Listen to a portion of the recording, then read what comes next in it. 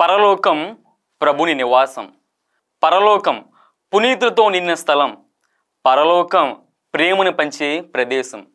క్రీస్తునాథుని యందు ప్రియమైన సహోదరి సహోదరులారా, ఈనాటి సువార్తలో క్రీస్తు ప్రభువు తన శిష్యులతో పరలోక రాజ్యము సమీపించినది అని ప్రకటించమని తెలియపరుస్తూ ఉన్నారు.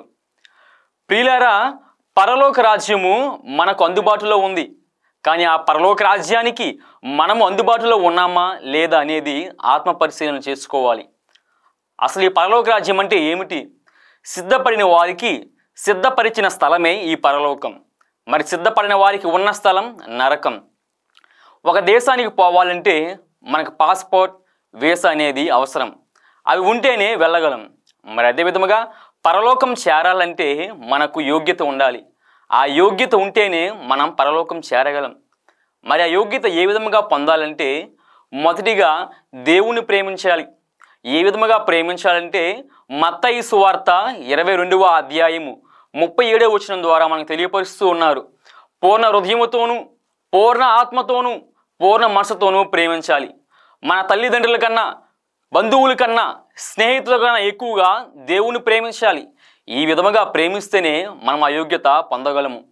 రెండవదిగా ఉచితముగా పొందిన దానిని ఉచితముగానే ఇవ్వాలి. ప్రియులారా, ఈ జీవితం దేవుడు మనందరికీ కూడా ఉచితంగా ఇచ్చాడు. కాబట్టి ఆయన సేవకే మనం ఉచితముగా ఈ జీవితాన్ని అంకితం చేయాలి. అంతేగాని ప్రియులారా, చాలామంది జీవితం అంతా కూడా ఎంజాయ్ చేసేసి చివరిలో దేవా నా జీవితం నీకే అనేవారిగా మనం ఉండకూడదు. ప్రియులారా, దేవునికి పరిపూర్ణ జీవితం ఇవ్వాలి. మూడవదిగా సమయాన్ని ఇవ్వాలి. దేవుడు ఉచితంగా మనందరికీ కూడా వారములో 7 రోజులు నిలిచిన్నారు.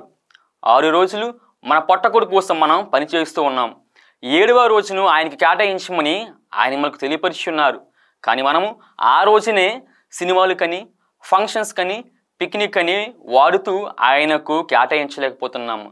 ప్రియులారా, దేవునికి ఇవ్వాల్సిన సమయం మన దేవుడికి ఇస్తేనే మనం ఆ యోగ్యత పొందగలం. పరలోక యోగ్యత రావాలంటే ఉన్నదానిని లేని వారితో పంచుకోవాలి. దేవుని వాక్య ప్రకారము, ఆజ్ఞల ప్రకారము జీవించాలి. ఆయన పట్ల నిజమైన విశ్వాసం కలిగి ఉండాలి.